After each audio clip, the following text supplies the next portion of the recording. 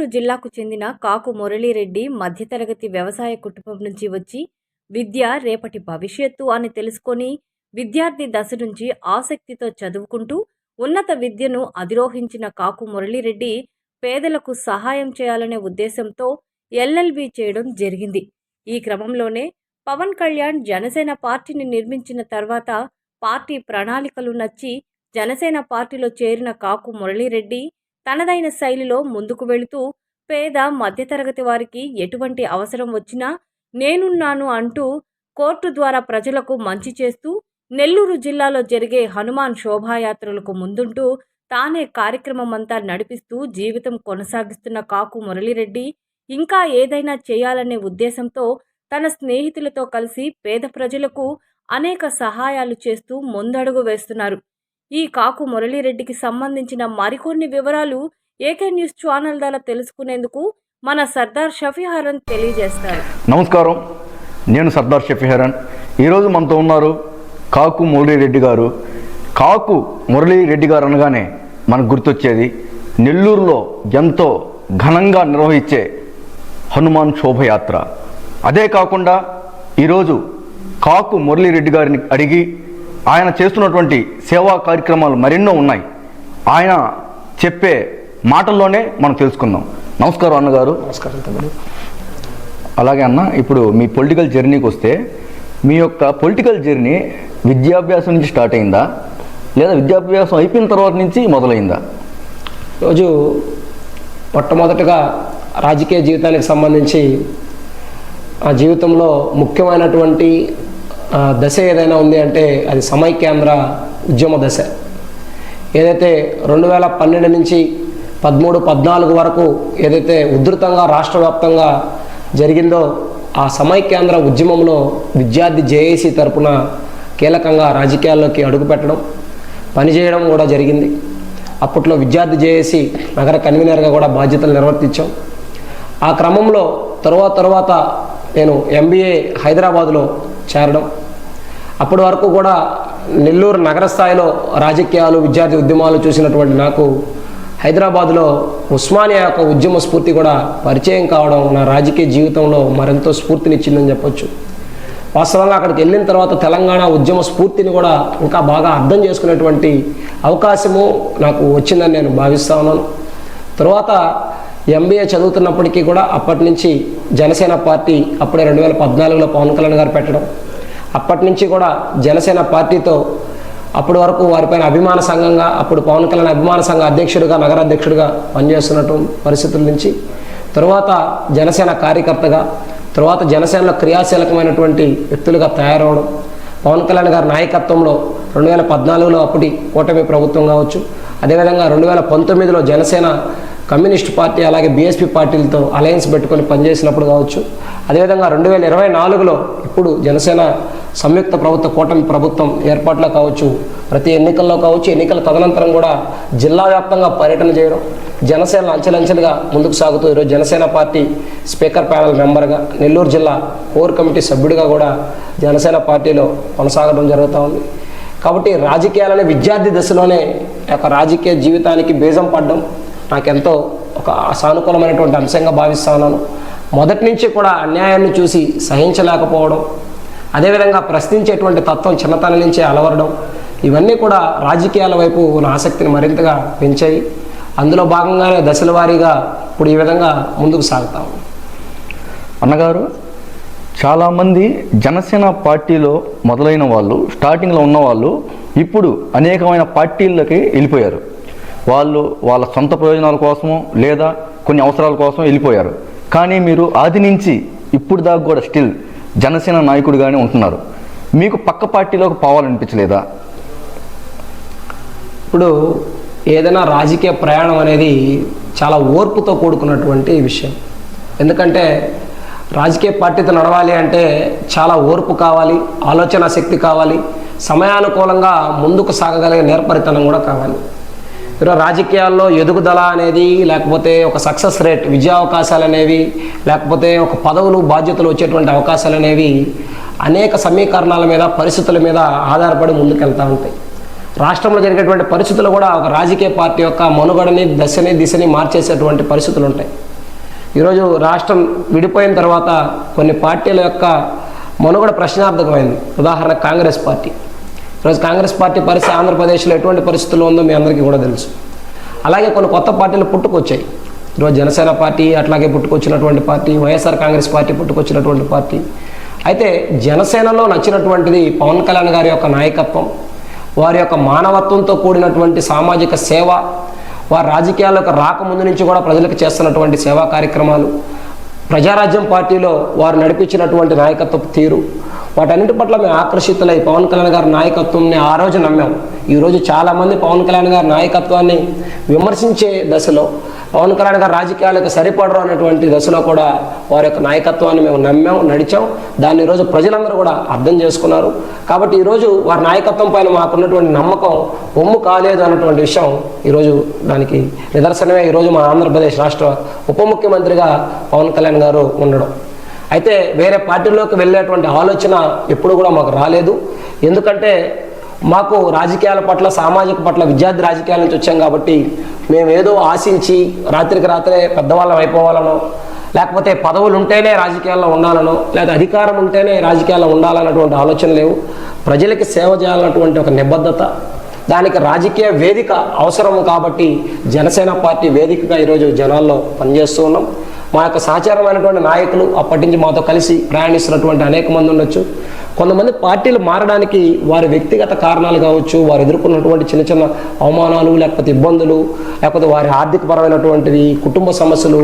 ఒక వ్యక్తి ఒక రాజకీయ పార్టీ మారి నిర్ణయం తీసుకోవడానికి వారి యొక్క అనేక కారణాలు ఉంటాయి.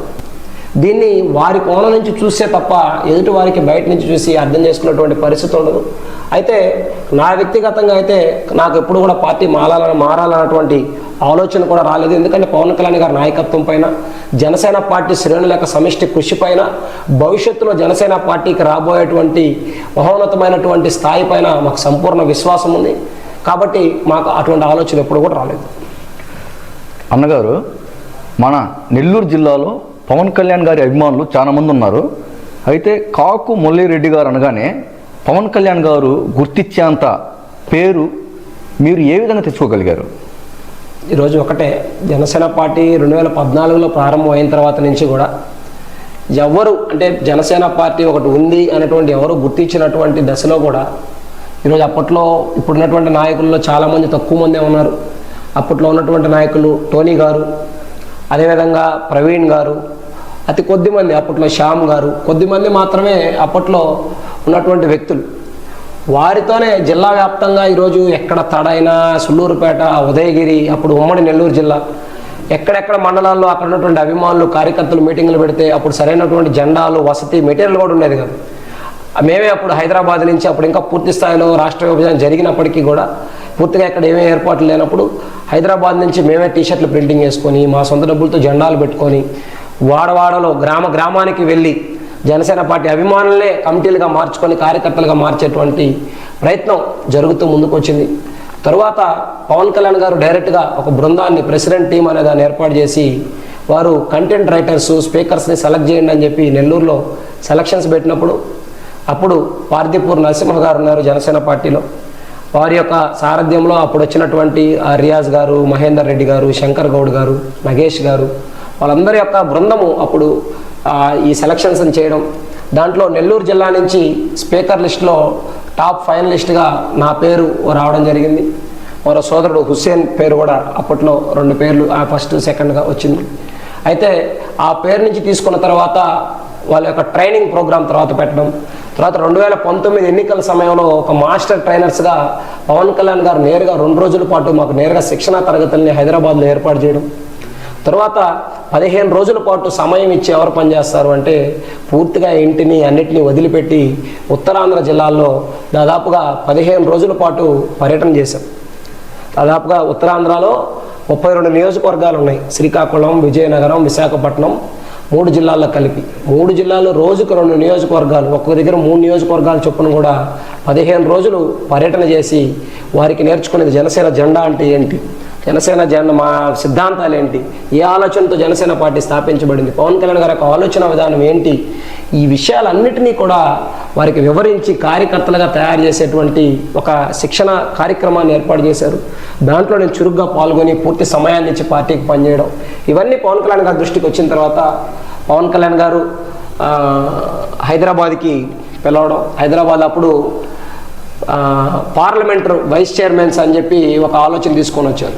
అంటే అన్ని పార్లమెంటరీలకి చైర్మన్గా పవన్ కళ్యాణ్ గారు ఉంటారు, ఒక్కొక్క పార్లమెంట్ నుంచి ఒక్కొక్క వైస్ చైర్మన్గా జనసేన నుంచి ఉండేటప్పుడు అప్పుడు ఈ నెల్లూరు పార్లమెంట్ నుంచి వెళ్ళినటువంటి ఒకే ఒక పేరు, అది నా పేరు మాత్రమే.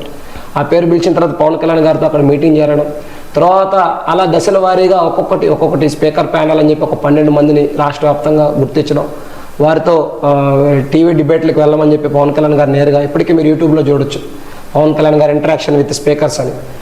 అప్పుడు అట్లా దశల వారీగా చేసుకుంటూ ఈరోజు గత ఎన్నికల్లో కూడా కూటమి అభ్యర్థుల యొక్క విజయానికి ఈరోజు నెల్లూరు రూరల్లో ఉన్నటువంటి ఎమ్మెల్యే కోటమిరెడ్డి సీతారెడ్డి గారు కావచ్చు, నెల్లూరు ఎంపీగా ఉన్నటువంటి వేమిరెడ్డి ప్రభాకర్ రెడ్డి గారు కావచ్చు, కొవ్వూరు ఎమ్మెల్యే ప్రశాంత్ రెడ్డి గారు కావచ్చు, వారందరి యొక్క విజయంలో పాలు పంచుకున్నటువంటి అవకాశం, నేరుగా ఎన్నికల్లో పాల్గొనడం, అదేవిధంగా నేను వృత్తిరీత్యా న్యాయవాది అవ్వడం వల్ల వారి యొక్క నామినేషన్ ప్రక్రియలను కూడా దగ్గరుండి పూర్తి స్థాయిలో చూసేటువంటి అవకాశం, ఆ విధంగా కూడా జనసేన పార్టీ ద్వారా కూటమికి కూడా పూర్తి స్థాయిలో సేవలు అందించాం.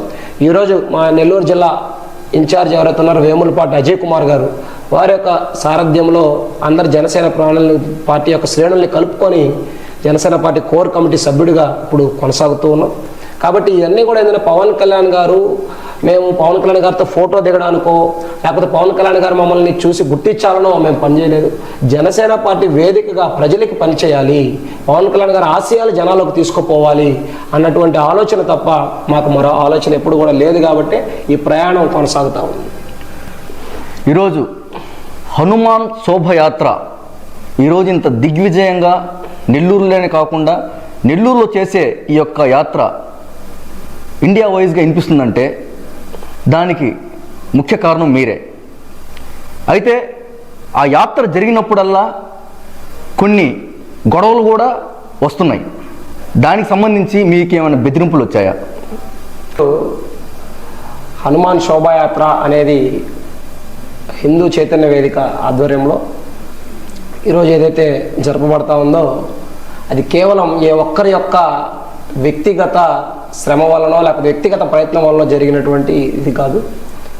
పూర్తిగా సమిష్టి కృషి, అనేక సంస్థలు, అనేక మంది వ్యక్తులు, అనేక మంది స్వయం సేవకులు, అనేక మంది ఈరోజు కులాలకు అతీతంగా, మతాలకు అతీతంగా, ఈరోజు రాజకీయాలకు అతీతంగా హనుమంతుడు అందరివాడు, హనుమ యొక్క గుణగణాలు ఈ సమాజానికి ఆదర్శం అని నమ్మి వచ్చేటువంటి వేలాది మంది యువకులు, మహిళలు, హనుమ భక్తులతో జరిగేటువంటి హనుమ భక్త శోభాయాత్ర రాష్ట్రంలోనే అతిపెద్దదిగా జరిగేటువంటి ప్రదేశం మన నెల్లూరు. అయితే దీన్ని గత 5 సంవత్సరాలుగా నిర్వహించడం జరుగుతూ ఉంది. అంతకుముందు కూడా వివిధ క్షేత్రాలు, రకరకాల సంస్థల ద్వారా నిర్వహించబడేది. అయితే ఇప్పుడు హిందూ చైతన్య వేదిక ద్వారా దాన్ని ఒక నిర్మాణాత్మకంగా దాన్ని ముందుకు తీసుకుపోవడం జరుగుతూ ఉంది. అయితే కొంతమంది అసాంఘిక శక్తులు, కొంతమంది దీని ద్వారా లబ్ధి పొందాలి అనుకునేటువంటి కొన్ని స్వార్థపు శక్తులు దీన్ని కుతంత్రాలతో ఒక అలజడిని, విద్వేషాన్ని రెచ్చగొట్టేటువంటి ప్రయత్నం ఇక్కడే కాదు దేశవ్యాప్తంగా కూడా కొన్ని చోట్ల జరుగుతూ ఉంది. అయితే ఎప్పటికప్పుడు నిజమైనటువంటి సమాజం ఏదైతే సంఘాల యొక్క మంచి కోరుకునేటువంటి వ్యక్తులు ఎప్పుడు ఆ పరిష్కారానికి ముందుకు వచ్చి వాటిని సామరస్యంగా సమసిపోతూ ఉన్నారు. దీంట్లో పోలీస్ వ్యవస్థ కీలకంగా పనిచేస్తూ ఉంది. అయితే సమాజంలో శాంతి, సామరస్యం, ఈరోజు మత సామరస్యం, మత సహనం అనేది చాలా అవసరం. దాన్ని ఎవరో ఒకరు కార్యక్రమం చేసుకుంటే దాని పట్ల మనం విద్వేషాన్ని పెంపొందించుకోవడం, లేకపోతే వాళ్ళు ఇలానే చేయాలని మనం వారిపైన ఆంక్షలు విధించడం అనేది ఇటువంటి ఉద్రిక్తలకి దారితీస్తూ ఉంటుంది. అయితే ఎక్కడా కూడా పొరపాటు లేకుండా చట్టబద్ధంగా పోలీసు వారు ఇచ్చినటువంటి అనుమతి మేరకు, పోలీసు వారు ఇచ్చినటువంటి సమయం, వారు ఇచ్చినటువంటి ఆదేశాల మేరకు చట్టాలని గౌరవిస్తూ ఎక్కడా కూడా, అదేవిధంగా భక్తులకి ఎవరికి కూడా ఇబ్బంది కలగకుండా ఈ హనుమాన్ శోభాయాత్ర జరుగుతూ ఉంది. మీరు చెప్పినట్టు ఏదైనా ఘర్షణలు అనేవి గతంలో జరిగాయి. పోయిన సంవత్సరం అయితే ఎటువంటి ఘర్షణలు, ఎక్కడా కూడా చిన్న ఇబ్బంది కూడా కొన్నిసార్లు జరగలేదు. కాబట్టి దీన్ని సంవత్సరానికి మెరుగుపరుస్తూ మరింత మంది సమాజాన్ని కూడా ఏకీకృతం చేస్తూ కలుపుకొని ముందుకు సాగడం జరుగుతుంది. హనుమాన్ శోభయాత్ర జరిగే విధానం చూస్తే చాలా అంటే చాలా దిగ్విజయంగా జరుగుతూ ఉందన్న. అయితే ఇది కేవలం హిందువులు మాత్రమే పాల్గొనాలి అని ఏమైనా ఉందా? అలా ఏం లేదు. గతంలో కూడా మేము ఒక వీడియోని కూడా విడుదల చేయడం జరిగింది. ఇందాక నేను చెప్పేటువంటి పాయింట్లో కూడా కులాలకి మతాలకి అతీతంగా హనుమ అందరి వాడు అని చెప్పడం కూడా జరిగింది. ఇప్పుడు మన గూడూరులో జెండా పండుగ జరుగుతుంది ఆంజనేయ స్వామికి సంబంధించి. మన ఆంజనేయ స్వామి పండుగలో అక్కడ హిందూ ముస్లిం అనేది ఎవరు లేదు, ఎవరైనా కూడా పాల్గొనేటువంటి పండుగ. హనుమ యొక్క గుణగణాలు ఏవైతే ఉన్నాయో, స్వామి భక్తి, బుద్ధి కుశలత, సమయస్ఫూర్తి, ఈరోజు వాక్ చాతుర్యం, ఈరోజు కార్యసిద్ధి, ఈరోజు సంకల్ప శక్తి, ఇటువంటి గుణగణాలన్నిటికీ కూడా ఒక వినయము, ఇటువంటి వాటన్నిటికీ కూడా హనుమ నిలువెత్తు రూపం. ఆ గుణాలు ఏ మతానికో లేకపోతే హనుమంతుడు ఈ భూమి మీద ఆయన త్రేతాయుగంలో నడయాడిన నాటికి, ఇప్పటికీ ఆయన చిరంజీవిగా ఉన్నారు, నడయాడిన నాటికి ఏ మతాలు లేవు, అందరూ ఒకేగా ఉన్నారు. కాబట్టి తర్వాత వచ్చినటువంటి మత భేదాలు లేకపోతే జీవన విధానం హనుమని అర్థం చేసుకోవడానికి ఏ విధంగానూ అడ్డంకి కాదు అన్నటువంటిది మా భావన. గతంలో వీడియో విడుదల చేస్తూ కూడా హనుమ శోభాయాత్రలో ఎవరైనా సరే పాల్గొనవచ్చు, ప్రతి ఒక్కరిని, అది ఒక హిందువా, ముస్లిమా, క్రిస్టియనా, జైన్, బుద్ధ, సిక్ ఎవరనేది లేదు, హనుమ భక్త శోభాయాత్రలో ఎవరైనా స్వచ్ఛందంగా పాల్గొనొచ్చని కూడా పిలుపునివ్వడం జరిగింది. అలాగే చాలామంది ముస్లిం సోదరులు కావచ్చు, క్రైస్తవ సోదరులు కావచ్చు కూడా ఈ ర్యాలీలో పాల్గొనడం కూడా జరిగింది. అన్న, ముఖ్యమైన క్వశ్చన్ మిమ్మల్ని అడగాల్సిన అవసరం ఏంటంటే, మీరు ఒక లాయర్ కూడా, అట్లాగే జనసేన నాయకుడు కూడా. అయితే ఈరోజు పవన్ కళ్యాణ్ గారి విజన్ ఏంటంటే, ఒక క్లీన్గా పాలిటిక్స్ చేస్తూ నలుగురికి సహాయం చేయాలి అనే భావంతో ఆయన ఉంటే, జనసేన పార్టీలో చాలామంది ఇసుక మాఫియాలో, కాంట్రాక్ట్స్లో వాటాలు ఇవ్వట్లేదు జనసేన నాయకులు. ఏం చేయాలి అంటే, రాజకీయాల్లో మనకున్నటువంటి పలుకుబడి, మనకున్నటువంటి ఆర్థిక వనరులు సరిపోయినటువంటి పక్షంలో వారికి న్యాయం చేయలేకపోతున్నామేమో అన్నట్టు ఒక అసంతృప్తి. మరొక వైపు ఈ ఉద్యోగాలు మన మనస్తత్వానికి సరిపడవేమో, ఈ ఉద్యోగాలు పైన బాసిజము, లేకపోతే వాళ్ళు చెప్పినట్టుగా వాళ్ళని అడిగి సెలవు తీసుకోవడం, ఇటువంటివి వ్యక్తిగతంగా నా మనస్తత్వానికి సరిపడేవి కాదన్నటువంటిది నా భావన. ఎందుకంటే కొంచెం స్వేచ్ఛగా ఉండాలి, స్వతంత్రంగా ఉండాలి, సొంతగా ఆలోచించగలగాలి. ఎవరి లక్ష్యాల కోసమో లేకపోతే ఏ ఒక్క కంపెనీ యొక్క లక్ష్యాల కోసమో పనిచేయడం కాదు, నా లక్ష్యం కోసం నేను పనిచేయాలనేటువంటి ఒక ఆలోచన నుంచి లా చేయాలనేటువంటి ఒక ఆలోచన కలిగింది. దానికి మా గురువు గారు బత్తిన సాయి కుమార్ రెడ్డి గారు, వారు ఇప్పుడు ఈ లోకంలో లేరు, ఇటీవల కాలంలోనే వారు స్వర్గస్థులయ్యారు. అయితే వారి ఆలోచనలు మమ్మల్ని ప్రోత్సహించినటువంటి విధానం, లా చేస్తున్నాం అనగానే వారు ఎంతో ఆనందించి, చెయ్యినైనా మంచిది, లా చేస్తే చాలామందికి సేవ చేయొచ్చు, రాజకీయాల్లో సక్సెస్ అయినా అవ్వకపోయినా ఒక న్యాయవాదిగా సక్సెస్ అయితే ఎంతోమందికి సేవ చేయొచ్చు అన్నటువంటి దాన్ని ప్రోత్సహించి, ఇప్పుడు చెప్పబోయేటువంటి విషయం ఎవరికి తెలియదు, ఈ అంశం సందర్భం వచ్చింది కాబట్టి మీరు అడిగారు కాబట్టి చెప్తా ఉన్నాను. అప్పుడు నేను లా చేరేటువంటి మొదటి సంవత్సరం కరెక్ట్గా 2016 నవంబర్ 8న నోట్లు రద్దయింది. ఏదైతే నోట్లు రద్దయితే ప్రతి బ్యాంకుల ముందు కూడా క్యూలు కట్టున్నారు. నవంబర్ 10వ తేదీ లోపల ఫీజు కట్టకపోతే అడ్మిషన్ క్యాన్సిల్ అయ్యేటువంటి పరిస్థితి. ఈరోజు డబ్బులు కట్టేటువంటి పరిస్థితి కొంత ఉన్నప్పటికీ కూడా కట్టడానికి అవకాశం లేనటువంటి పరిస్థితి. ఎందుకంటే బ్యాంకుల దగ్గర ఆంధ్ర బ్యాంక్ విఆర్ కాలేజ్ ఇక్కడ క్యూ ఎక్కడ వరకు ఉందంటే టౌన్ హాల్ దాటి గాంధీ బొమ్మ వైపు వెళ్తూ ఉంది క్యూ. అంటే వాళ్ళ దగ్గర ఉన్నటువంటి డబ్బులు ఏదైతే ఉన్నాయో, 500 రూపాయల నోట్లు ఏదైతే ఉన్నాయో వాటిని మార్చుకోవాలంటే ఆ క్యూలో నిలబడి వచ్చి బ్యాంక్ చలానా కట్టి కాలేజీలో చలానా సబ్మిట్ చేయాల్సినటువంటి పరిస్థితి. బ్యాంకులో డబ్బులు ఉంటే త్వరగా పని అయిపోతుంది, చలానా తీసేయడమే కాబట్టి, డిజిటల్ ఇదే కాబట్టి. కానీ డబ్బు డిపాజిట్ చేసి చలానా తీసుకోవాలంటే మాత్రం కష్టతరమైనటువంటి పరిస్థితుల్లో మా గురువు గారు సాయి కుమార్ రెడ్డి సారు, ఆయనకు ఆంధ్ర బ్యాంకులో అకౌంట్ ఉంటే ఆయన స్వయంగా వచ్చి అప్పుడు దాదాపుగా 16,000 పైచులకు ఫీజు అయితే వారే డబ్బుల్ని దాంట్లో తీసి కట్టి, తర్వాత నేను డబ్బులు ఇస్తే కూడా ఆయన తీసుకోలేదు. ఎందుకంటే ఆయన ఆశీస్సులుగా ఆయన మీద ఉండాలని చెప్పి ఆయన ఆ విధంగా తను లా జాయిన్ చేయడం, అదేవిధంగా లా పూర్తి అవ్వడం, 3 సంవత్సరాలు పూర్తయిన తర్వాత మనం నలుబోలు సుధీర్ రెడ్డి గారు మా సీనియర్, వారి దగ్గర నేను జాయిన్ అవ్వడం, వారి దగ్గర కొన్ని మెలకువలు కొంత సబ్జెక్టు నేర్చుకోవడం, తర్వాత సొంతంగా కేసులు చేసేటువంటి ప్రయత్నం చేయడం, సహజ సిద్ధంగా రామకృష్ణ మిషన్, రెడ్ క్రాస్ లాంటి సంస్థలకి నుంచి కూడా పనిచేయడం, ప్రజలతో సత్సంబంధాలు లేకపోతే ఒక క్రమశిక్షణ కలిగినటువంటి రాష్ట్రీయ స్వయం సేవక సంఘ లాంటి సంస్థలతో అనుబంధం, ఇవన్నీ కూడా ఒక క్రమశిక్షణ కలిగినటువంటి వ్యక్తులుగా, సమాజాన్ని అర్థం చేసుకున్నటువంటి వ్యక్తులుగా ఉండబట్టి మా దగ్గరికి వచ్చేటువంటి క్లయింట్లని మానవతా దృక్పథంతో ప్రేమపూర్వకంగా వారితో ప్రవర్తించడం, వారిని చూడడం, వారికి ఒక సంతృప్తిని కలిగించడం, వారికి ఒక సమయాన్ని ఇవ్వడం, ఇవన్నిటి ద్వారా ఒకరి నుంచి ఒకరికి ఆ పేరు అనేది వెళ్ళడం, అదేవిధంగా అనేకమైనటువంటి సామాజిక సమస్యలపైన, అనేకమైనటువంటి చట్టంలో ఉన్నటువంటి అవకతవకలపైన కూడా నిరంతరం పోరాటం చేస్తూ ఉండడం ద్వారా ప్రజల్లో కొంచెం గుర్తింపు రావడం అయితే జరిగింది. కానీ దీన్ని నేనేమి పెద్ద విషయంగా నేనైతే ఏం భావించడం లేదు. మన పని మనం చేసుకుంటూ వెళ్ళిపోతూ ఉండాలి తప్ప దేనికోసం ఆగాల్సినటువంటి అవసరం అయితే లేదు. ఎందుకంటే మంచి చెడ్డ అనేది అవతల వ్యక్తి చూసేటువంటి కోణాన్ని బట్టి ఉంటుంది. ఈరోజు వారికి నచ్చితే మంచి అంటారు, రేపు వారికి నచ్చకపోతే చెడ్డ అంటారు. కాబట్టి దాన్ని దృష్టిలో పెట్టుకొని మనం ముందుకు సాగలేం. కానీ మనం చేస్తున్నటువంటి పని మంచిదా కాదా అని మన మనస్సాక్షికి చెప్తే అది రైట్ అంటే ముందుకు వెళ్ళిపోవడమే నేను నమ్మినటువంటి విధానం. కాబట్టి ఆ విధానంలోనే ముందుకు పోతా ఉన్నాం. దానికి తోడు మరింతమంది మిత్రులు మనకు తోడవడం, ఆ యొక్క ఆలోచనల్ని ముందుకు తీసుకోబోయేందుకు ఒక చక్కటి అవకాశం రావడంతో ఈరోజు సజావుగా ముందుకు పోతా ఉంది. భవిష్యత్తులో కూడా ఇది ఇలాగే సాగాలని, మరింత మందికి సేవ చేసేటువంటి అవకాశం ఆ భగవంతుడు వివిధ వేదికల ద్వారా కూడా ఇవ్వాలని చెప్పి మనస్ఫూర్తిగా కోరుకుంటాము. అన్నగారు, మీ కుటుంబంలో ఇది వరకు రాజకీయ నాయకులు కానీ న్యాయవాదులు కానీ ఉన్నారు? మా కుటుంబంలో ఇప్పటి వరకు ఎవరు కూడా రాజకీయ పార్టీల్లో పెద్ద నాయకులుగా ఎవరు లేరు. అదేవిధంగా న్యాయవాదులు కూడా ఎవరు లేరు. మాది వ్యవసాయ కుటుంబం. మా నాన్న, మా తాత, వాళ్ళ తాతల దగ్గర నుంచి కూడా పూర్తిగా వ్యవసాయ కుటుంబమే. మా నాన్నగారు కాకు శ్రీనివాసులు రెడ్డి గారు ములుమూడి గ్రామంలో ఒక మధ్యతరగతి రైతు. మా తాతగారు కృష్ణారెడ్డి గారు కూడా సాధారణమైనటువంటి రైతే. మాది పూర్తిగా రైతు కుటుంబమే. వరి ఆధారంగా లేకపోతే కూరగాయలు, ఇటువంటి పంపిణీ, చెరుకు, పత్తి ఇటువంటివి పండించేటువంటి ఒక సాధారణ రైతు కుటుంబం నుంచే రావడం జరిగింది. మా తల్లిగారు అనితమ్మ గారు, ఆవిడ కూడా గృహిణి మాత్రమే. వారు కూడా కేవలం పాఠశాల స్థాయిలోనే చదువుని ఆపేసినటువంటి వ్యక్తులైనప్పటికీ చిన్నప్పటి నుంచి కూడా పూర్తి స్వేచ్ఛనిచ్చి మంచి విలువలు, మంచి విషయాలనే మాకు చెబుతూ పెంచారు తప్ప ఎప్పుడూ కూడా మరొక దారిలో వెళ్ళాలని, లేకపోతే ఎలా అయినా సంపాదించాలని అటువంటివి ఎప్పుడు కూడా మాకు నేర్పించలేదు. వారు నేర్పించినటువంటి, మా తల్లిదండ్రులు నేర్పించినటువంటి ఆ యొక్క లక్షణాలు ఏదైతే మా తండ్రి గారి దగ్గర నుంచి నేను ఏదైతే నేర్చుకున్నానో ఆ యొక్క నిజాయితీ, మా తల్లి గారి దగ్గర నుంచి నేనైతే నేర్చుకున్నానో 10 మందికి పెట్టాలా, చేయాలనేటువంటి సేవ, ఈ 2 గుణాలే ఈరోజు నన్ను ముందుకు నడిపిస్తూ ఉన్నాయి తప్ప మరొకటి కాదు. దానికి తోడు మా గురువు గారు నేర్పించినటువంటి అనేక మానవతా విలువలు, సమాజంతో మెలకువలు, అదేవిధంగా మానవ సంబంధాలు ఎలా కొనసాగించాలా అనేటువంటి విషయాలను నేర్చుకొని ఈరోజు ముందుకు పోతా ఉన్నాం.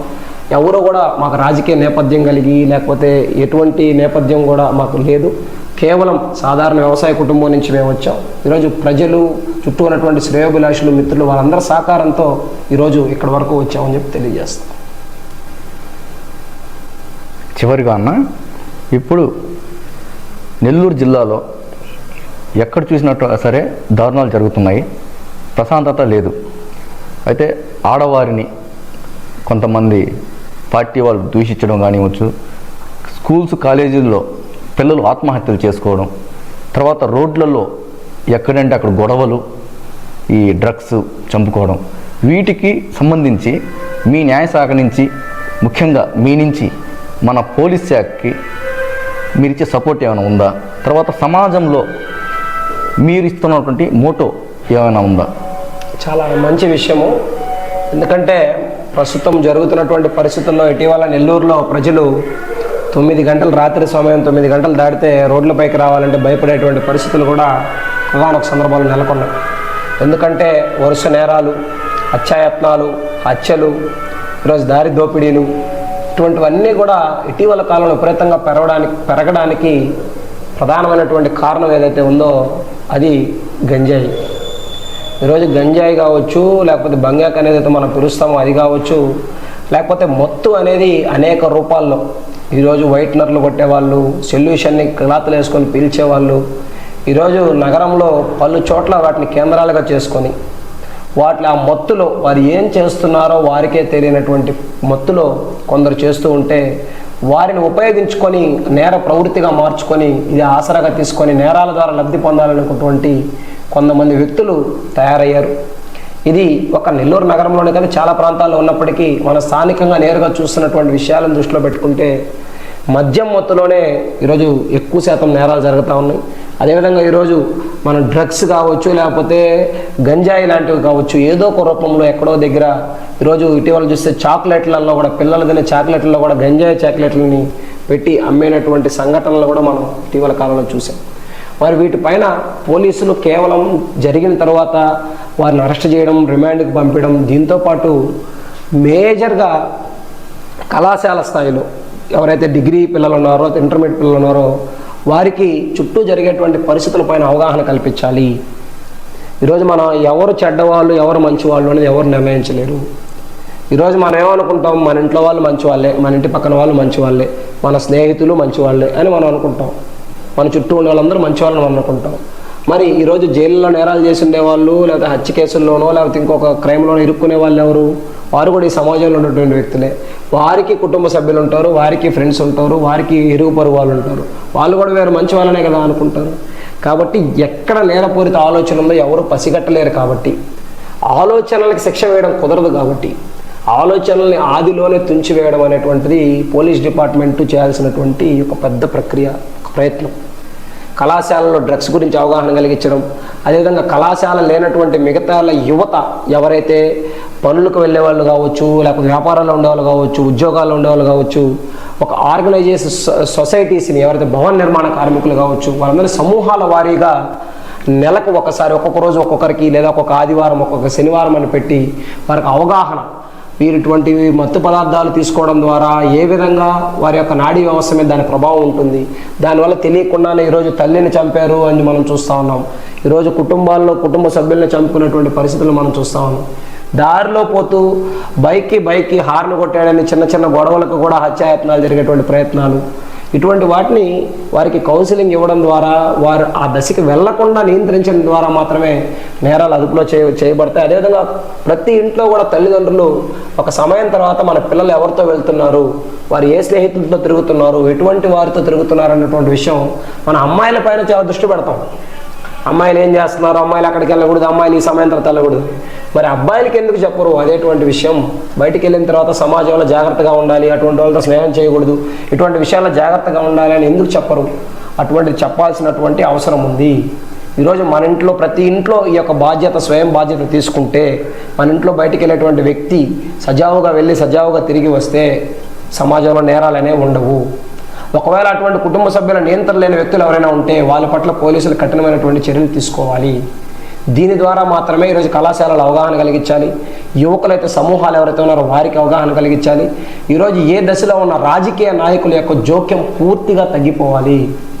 ఈరోజు ఓపెన్ డ్రింకింగ్ కేసుల్లో కావచ్చు, లేకపోతే చట్టపరమైనటువంటి వ్యతిరేక కార్యక్రమాలు కావచ్చు, రాజకీయ జోక్యం అనేది పూర్తి స్థాయిలో ఎప్పుడైతే తగ్గిపోతుందో, ఏ క్రిమినల్ని కూడా వదలమనో, లేకపోతే వాళ్ళపైన రాజీ చేయమనో, లేకపోతే వాళ్ళ పట్ల వాళ్ళని ఉదాసీనంగా వ్యవహరించమని, నిజంగా వాళ్ళ క్రిమినల్స్ కానీ అయితే పోలీసు వారికి ఎప్పుడైతే ఒత్తిళ్లు రావడం తగ్గుతాయో అప్పుడు వాళ్ళు స్వేచ్ఛగా పనిచేయాలి. పోలీసులు కూడా పారదర్శకంగా ఎటువంటి ఒత్తిళ్ళకి, ఎటువంటి ప్రలోభాలకి లొంగకుండా నిజాయితీగా పనిచేసినప్పుడు ఖచ్చితంగా మనం శాంతి భద్రతలతో కూడినటువంటి ఒక సహృద్భావ వాతావరణంలో, ఒక శాంతి సామరస్యాలతో కూడినటువంటి సమాజాన్ని తప్పనిసరిగా మనం సాధించుకోవచ్చు.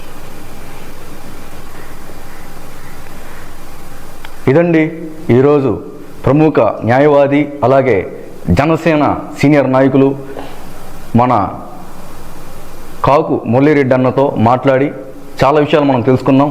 మరలా వచ్చి అన్నగారితో సంభాషించి మరిన్ని వివరాలు తెలుసుకుందాం. ధన్యవాదాలు అన్నగారు.